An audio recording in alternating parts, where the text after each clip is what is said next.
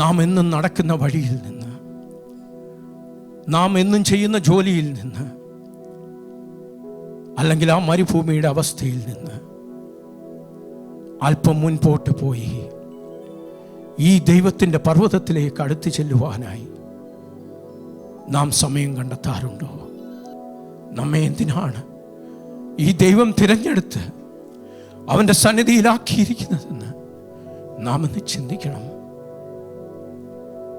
നീ കരഞ്ഞ് നിലവിളിക്കുന്നുണ്ടെങ്കിൽ, നിന്റെ ബുദ്ധിമുട്ടിൻ്റെ പ്രയാസത്തിൻ്റെ മുമ്പിൽ, മനുഷ്യരുടെ മുമ്പിൽ കരയുവാനല്ല, ഈ ദൈവത്തിൻ്റെ മുമ്പിൽ നീ കരയുന്നെങ്കിൽ, കരച്ചിലിൻ്റെ ശബ്ദം കേട്ട് ഇറങ്ങി വരുന്ന ഒരു ദൈവമുണ്ട്.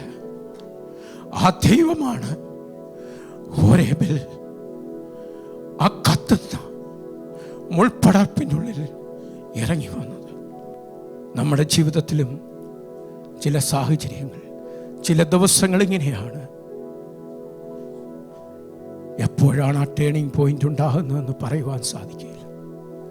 വിശ്വസ്തയോടെ നാം അവൻ്റെ സന്നിധിയിൽ, ആ പർവ്വതത്തിൻ്റെ അടുത്ത് നാം ആയിരിക്കുന്നുവെങ്കിൽ, any time, any day your turning point will come.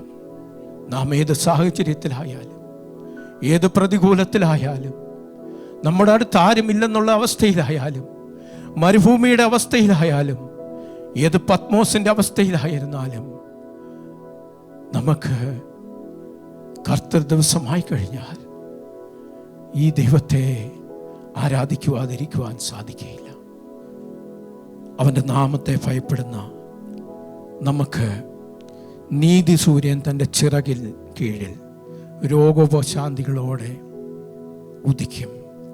ആരെങ്കിലും ഇന്ന് രോഗത്താൽ ഭാരപ്പെടുന്നെങ്കിൽ, ഈ നീതി സൂര്യൻ അവൻ സൗഖ്യദായകനാണ്. അവൻ രോഗോപശാന്തികളോടെ നമ്മുടെ മേൽ ഉദിക്കുമെന്ന് പറയുന്നു. അതുവരെ ഇരുണ്ട് കിടന്നത് വെളിച്ചമായിട്ട് മാറുന്നത് കർത്താവിന്റെ സാന്നിധ്യം നിന്റെ അകത്ത് വരുമ്പോഴാണ്. അതിനു വേണ്ടിയിട്ടാണ് ഈ വചനം നമുക്ക് തന്നേക്കുന്നത്. ഈ വചനം നീ എന്നും വായിക്കുന്നുണ്ടെങ്കിൽ ആ വെളിച്ചം നിന്നിൽ കൂടെ പുറത്തു വരും. ദൈവമായ കർത്താവെ, നാളെ ഇവരുടെ സ്കൂളുകൾ തുറക്കുകയാണ്. ഇവർ യാത്ര ചെയ്യുമ്പോൾ നിന്റെ പ്രൊട്ടക്ഷൻ, കാവൽ കൂടെ ഇരിക്കണമേ. ഒരു സ്കൂളായിരിക്കുമ്പോൾ നിന്റെ സാന്നിധ്യം കൂടെ ഇരിക്കണമേ.